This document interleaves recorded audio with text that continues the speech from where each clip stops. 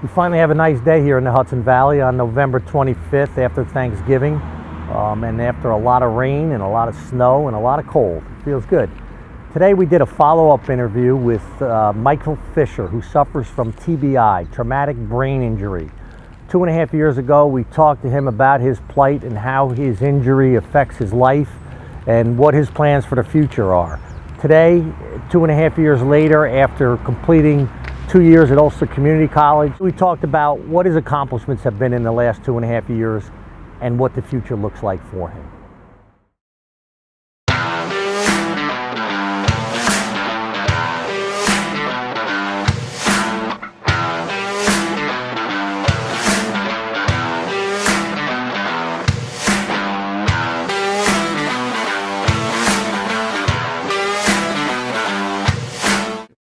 Michael Fisher, I'm Rich Siegel. Good to see you. We've met before.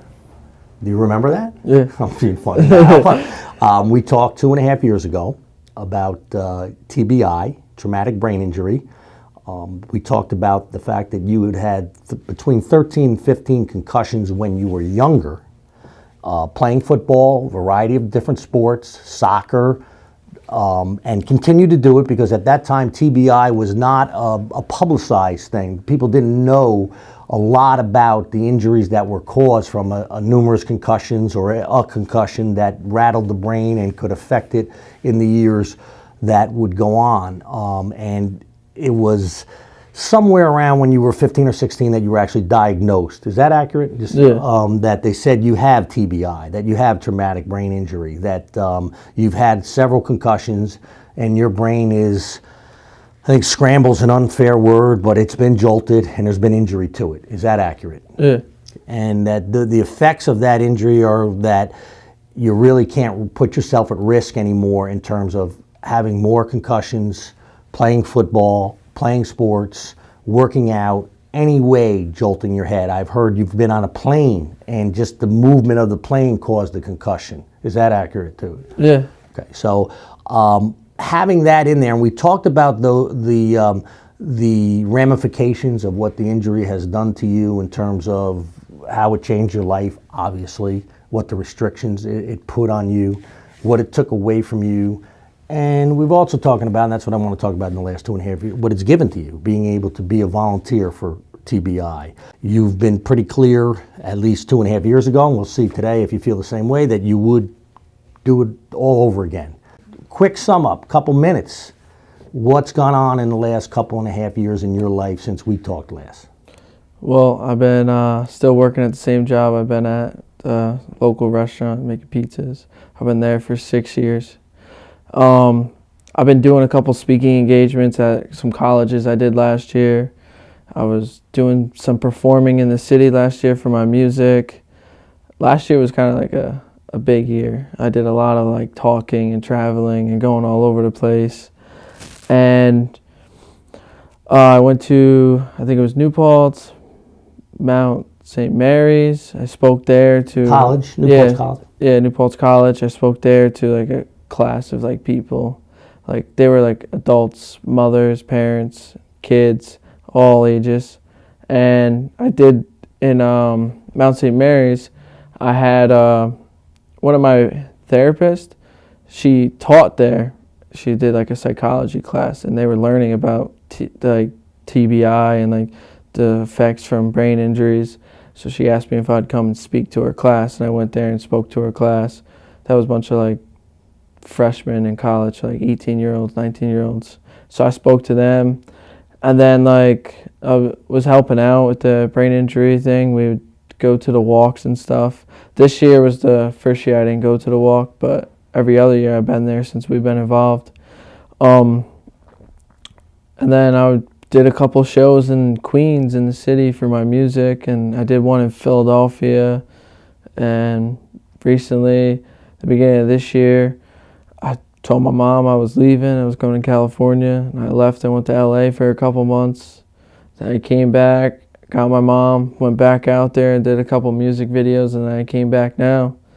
And then I've just been slowly working at the same place I've been at, work a lot of hours there, just doing the pizzas and stuff, and just basically trying to find myself, In the 2.5 years, 3 things jumped out at me that you just said. Working in the pizza business for 6 years, steady job, been doing that like it's job.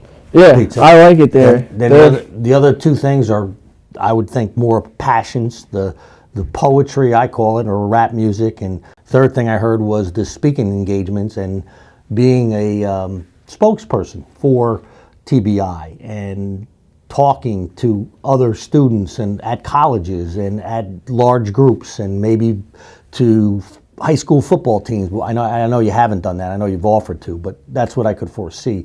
Is that those 2 passions? Is that how you foresee yourself in the future? I mean, continuing to pursue being an advocate. Advocate's the wrong word. Being a spokesperson for TBI and being and continuing with your music. I mean, the music is a dream. I don't know if it'll take off. Like I'll be up there with everybody else, but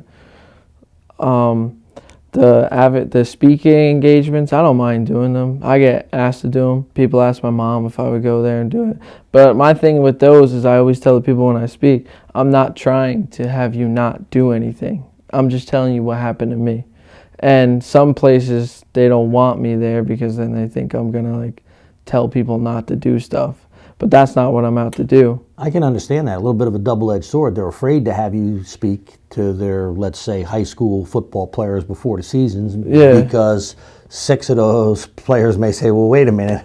Even though you're telling them nothing except what happened to you, they may consider not playing because hearing you talk. Is there some truth to that? Yeah, a bunch of schools asked me to go and speak to them, but not my own school, the school I went to. Oh, so you have spoken to high school teams? Not before. the teams, but like kids, the whole like high school. The whole auditorium, that maybe. Not really, but like in packages, like little like. In the future, is that something you want to continue to do? Yeah, I don't mind doing it. I like talking to people. Like, I like telling my story. I like informing them what happened to me. And like I always say, just because it happens to me doesn't mean it'll happen to you. Absolutely, and I hear that, and that's loud and clear in your message. What besides that, which is a great message, I think. Listen, this is what happened to me. This is what can happen. It doesn't happen to everybody. These are the results. What else is in your message about that? Just like keep your head up and keep moving. Like because anything could happen. Like I could get in a car accident and get a concussion. Like not just from sports. Like life just happens, and you just got to take what you're given and just keep moving forward with it. Yeah, and it is an interesting concept because it's still. I would like to think if you're looking back at life, I'd like to know the risks. I played football in high school and didn't know the risks. I'm not saying it would have had any factor and didn't anybody know about it, but I always think in an informative society or a democracy or a transparent society, it's good to know the risks, but there's that complication of you know too much and it scares you from doing anything. And I think I'm hearing you say you're not afraid. No. And you gotta kind of measure it for each individual. Yeah, I'm not afraid. Like when I went to California, I was always told when I was younger that I wasn't allowed to fly after I got all those concussions because of the air pressure and they don't know what will happen. Mm-hmm. And they don't want like the pushing on my brain or whatever. So when I went to California, I was by myself, got on the plane by myself, just said, something happens, it happens. Like I said bye to everybody before I left, and I can't live in fear. And what happened? Nothing. When I got out to California, I was fine. Landed, plane, was out. I think what messed me up is when I flew back, I went straight to work. I didn't give myself no time to rest because when I landed out there, I had a couple days to myself before I started seeing people and stuff. So I was able to relax. But when I came back, I went straight to work that day. We got off the plane, and I didn't give myself no time to rest. So flying from here to California, 5.5 hour flight approximately. There was not, with some rest afterwards, you were fine. Yeah, when I got out there, rest for a couple hours. Like the first day, I slept. I was fine. Okay, and you got back here, jumped into work, and you tried to go on a busy schedule, and then it was overwhelming, and you were ill for a while. Yeah, what they told my mom is like, it's neuro fatigue, like, because that's happened to me before. Like, I don't give myself a chance to rest. So like you just your brain just gets tired. I remember we talked a little bit about the effects day to day, and I'm thinking now, I don't remember really what you said day to day, if you feel it every day. Today, for example, you were diagnosed, it's been 6-7 years now since you were diagnosed for having TBI. What's it like day to day? Do you have a headache during the day sometimes? Are you slower in your movements? Do you have a hard time remembering things? Yeah, I have a hard time remembering stuff, but I feel like I used to love soda. I drink it all the time, and I haven't drank soda, and I haven't gotten a headache since. So I think. So you think maybe a combination of some sugar in the soda or something that cutting that out of my diet. What about memory? My memory's shot. Like I don't know. When I do music, like I can't remember it until I hear it on a beat.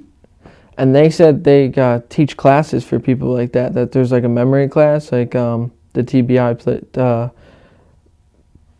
industry did or whatever. They like can teach music class to people and they can remember that way because it has to do with a different part of the brain. Because my injury, I have frontal lobe damage, which has to do with like memory and like no filter and thinking and processing stuff. So like when I do music, when I write it down, I can remember a couple lines, but after I hear it on a beat, it's in my head. Same with like songs I like I can know all the words even after it's in my head, but then I forget little things like what was I supposed to do? What did I come over here for? Like, what am I doing out here? Like, at work sometimes, I'll walk to the cooler and I'll be like, what did I come to the cooler for? And I'll be like... I do the same thing, but sorry, I get it. You're telling me of some early signs I'm hearing as a person who's 58 years old and have seen my grandparents with, they call it Alzheimer's, dementia. You have some signs of that. Do you feel, have the doctor said that? They said I was always at like risk of getting stuff early. Like they said late 20s, early 30s. Do you feel it day to day? I mean, I know you just told me going to the water cooler and that you do have problems with memories, but is it it's more than me just going, hey, I forgot why I came over here, and I do it a lot, but it happens to you on a daily basis? Yeah, most of the time, like a couple times a day, I'm always forgetting something. Does it worry you? I mean, I just pretend like it's not real, but you it's can't there. ignore it's in it. the back of your head that it could get worse. It could, off of the dementia. I mean, that's out there. That's a problem, probably. Yeah, Alzheimer's. When it happens or how soon it happens is schizophrenic. And this is what's normally goes along with TBI, early dementia. I mean, I guess I think it's all different with certain people. I mean, I haven't like got a concussion in like a year or two, so I think my brain's been healing. But like even just like the nonstop going and working and on a busy schedule sometimes just knocks me down. Even if it is a fair point to say that resting the brain, it is healing. In other words, no movement, no bumps, no jolts, just laying in bed. No does thinking have anything to do with it? They said just using your brain to think, not as opposed to anything physical. Yeah, because like sometimes my friends laugh about it, but like sometimes I'll ask my friends how to spell like little words I learned in like 3rd grade because I don't remember how to spell them. Like I don't know, I don't have good grammar. Like I don't remember how to spell words sometimes. I got like a short vocabulary. So any formal education you had, or if you had read anything in the past, it's tough for you to say, okay, I need to use a comma here. I do not know how to do that. So writing, when you write your rap songs and you write your poetry, it's all broken and scattered. And then somebody edits for you, or you just you know what you were trying to say, and then you can just. The thing with the music is when I write the music, if somebody else read it, they'd be like, what is this, like, how does this make sense? But when I put it to like a beat, perfectly makes sense. But when I do my poetry, I write it out and I'll try and throw commas in there, but then I'm just like, I don't think that makes sense, or that's not supposed to go there. You'll try to read it back to yourself. And I try and do that, but it doesn't work. What kind of student were you before you? We may have talked about this in the other tape, and I forget. What kind of student were you before you were even diagnosed? Now, from what your mom had said when we talked, and you had said that these concussions started, at 11, 12, so who knows how long you were damaged. You weren't diagnosed till 15 or 16. But prior to 15 and 16 age, what were you like as a student? I mean, I was like an A, B student, but like they didn't really pay attention to that because they said as you get older, school gets harder. So they just said maybe he's just not as smart as we thought he was. So, but in your younger years, you looked at yourself as pretty bright and a good student. Yeah, I was good. And your teachers, you had got good grades, and you were going along fine. And so there is a correlation, is what I'm trying to get to. In your mind, is there a correlation between this injury, or were you just a bad student to begin with who just didn't learn anything? No, I think I was a good student. But like to doctors, they like they see when they see stuff on paper, it's like, oh, this looks right, and like, well, how can he go from here to here? Maybe it's just a grade change when he gets older. But I was always in it. I was like, when I was in 8th grade, I was in 9th grade classes a little bit, and then it just died out. And then I had to get pulled out of them and stuff. There's no question in your mind, just finally, that this has affected your brain in terms of your ability to learn, your ability to remember things, your ability to function like you normally would if you didn't have all these concussions. You're convinced.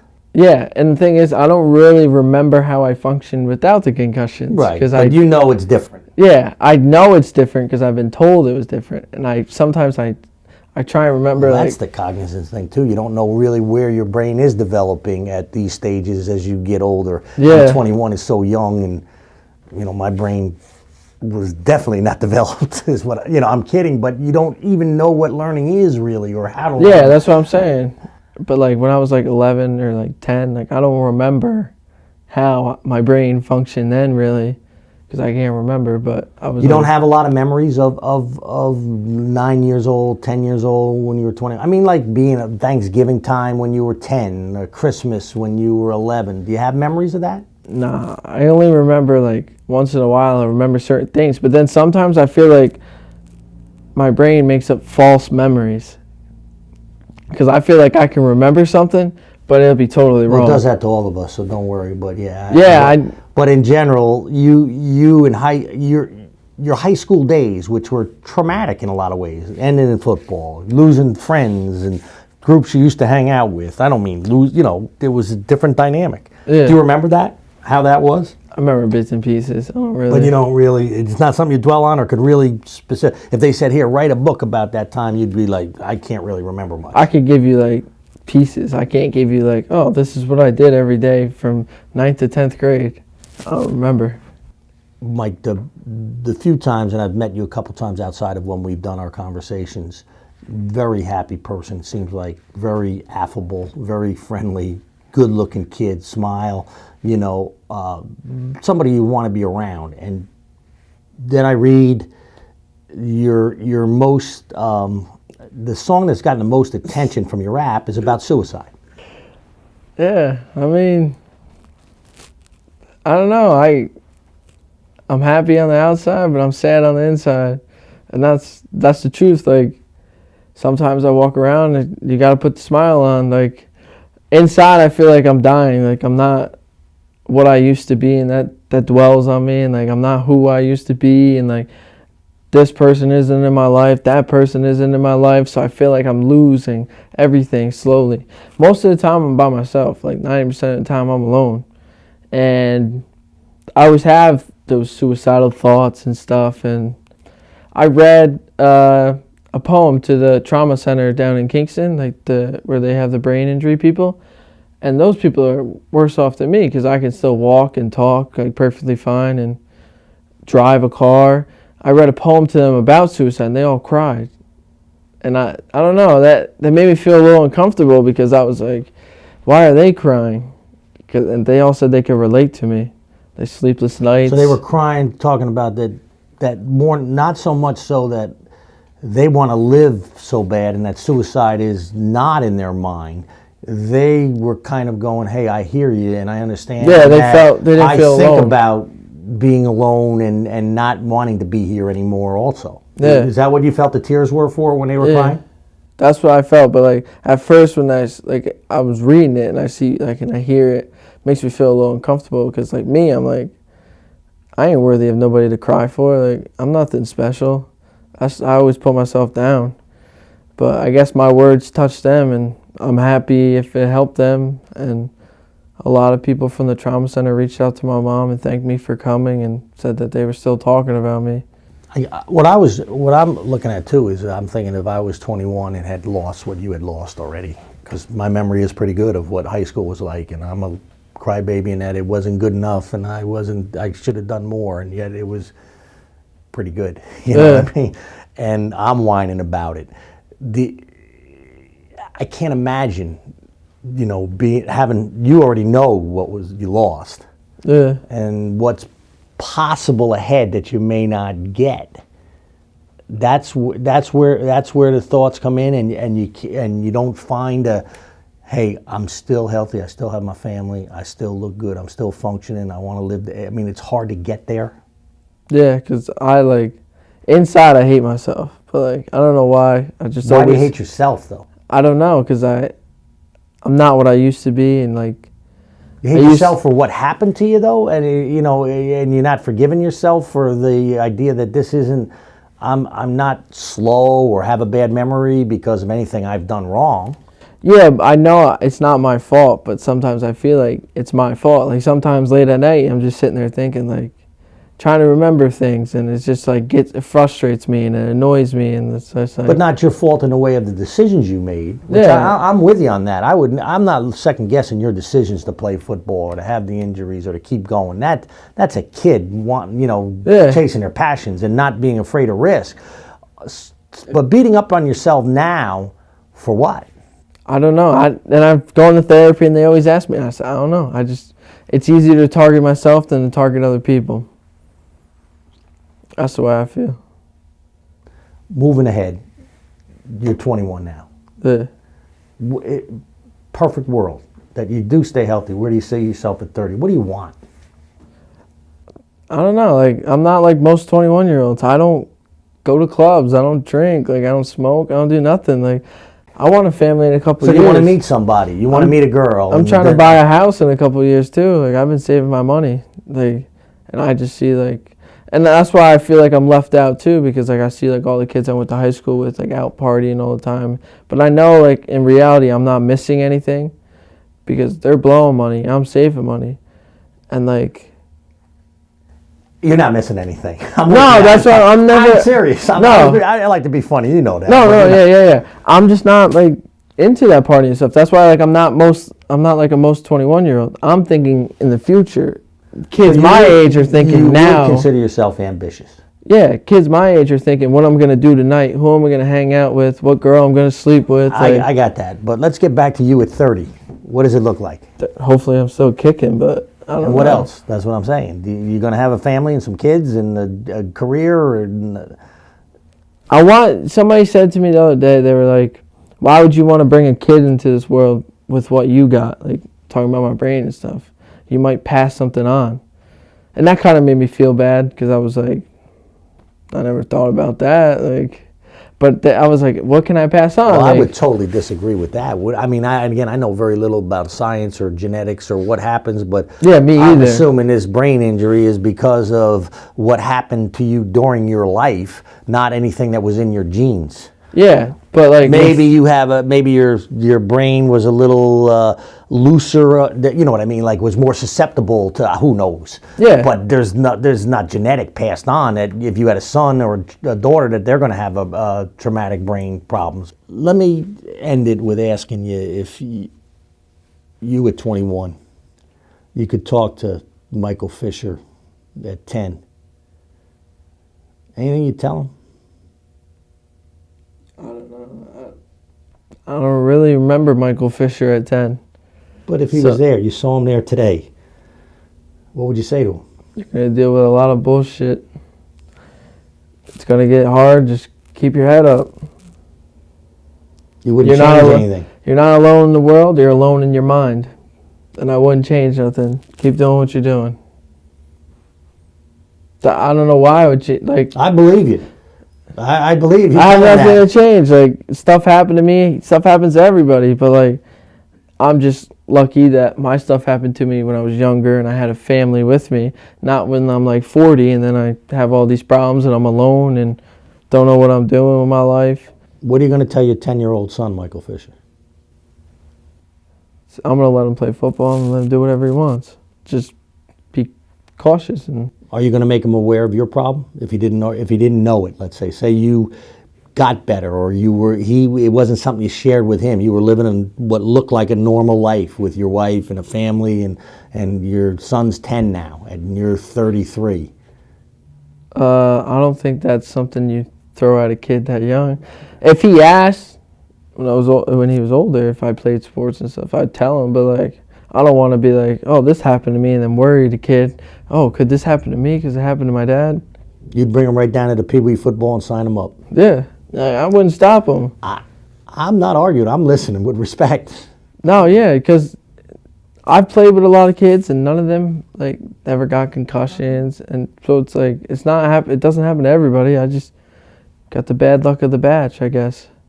Yeah. So when you're looking at it, and at the end of the day, that's what I said. When you're blaming yourself, and when you're I don't know how religious you are, or blaming God, or blaming, it's kind of luck of the draw, isn't it? Yeah, I'm not religious, but like I do ask sometimes, like if there's somebody out there, like give me something, like show me where I'm supposed to go, because I'm lost. Well, there's probably something much bigger in all of this than any of us know now. But you're supposed to do something. You're doing it. Yeah, I think, because like when I was younger, I thought I was gonna be in the NFL. Like that's where I was going, be a running back. And like I don't know. Wouldn't it be even better if you like kept talking to people and letting them know and letting them make the choice and told them what the risks were and explained to them, and maybe some of them don't do certain things or are more careful, and you probably would save a few lives. It doesn't mean nobody playing football or no one ever riding a motorcycle, but just to get people maybe a little more cautious. Or maybe football coaches thinking about kids running in their heads together. Or maybe kids thinking about getting on a motorcycle without a helmet on. That's where I see someone like you could really help.